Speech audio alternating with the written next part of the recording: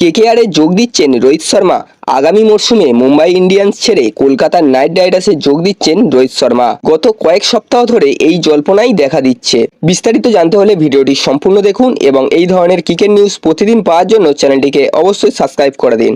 চলতি আইপিএলে মুম্বাই ইন্ডিয়ান্সের প্লে অফে যাওয়ার আশা একদমই শেষ। খুব খারাপ পারফরমেন্স তাদের। এখনো পর্যন্ত 12 ম্যাচ খেলে ফেলেছে তারা। তার মধ্যে 4টিতে জিতে জয়ের মুখ দেখিয়েছে হার্দিক পান্ডিয়ার নেতৃত্বাধীন দল।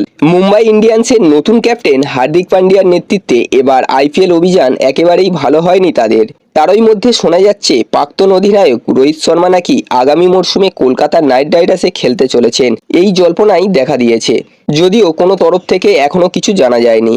তবে শনিবার বিকেলে তখন ঝিরঝির করে বৃষ্টি পড়ছে, যার জেরে ম্যাচ সময় শুরু করা গেল না।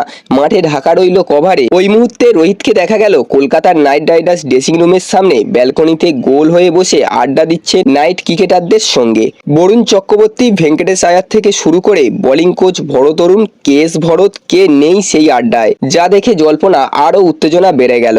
ইডেন গ্যালারি থেকে স্লোগান উঠল মুম্বাই কা রাজা রোহিত শর্মা। রোহিতের এই কেকেআর সান্নিধ্যের জন্যই কি তা জানা গেল না। ব্যাট হাতে যেন আরও ফিকে শ্রেয়াস আয়ার। নাইন নেতা শনিবার যেভাবে লেগ স্ট্যাম্প ছেড়ে সরে গিয়ে বোল্ড হলেন, তাতে অন্তত মনে হলো চাপে রয়েছেন শ্রেয়াস আয়ার। সেটা কি রোহিতের আগমন বার্তা পেয়েই? বন্ধুরা, আপনাদের কেমন লাগবে যদি রোহিত শর্মা কেকেআরের অধিনায়কত্বের দায়িত্ব পায়?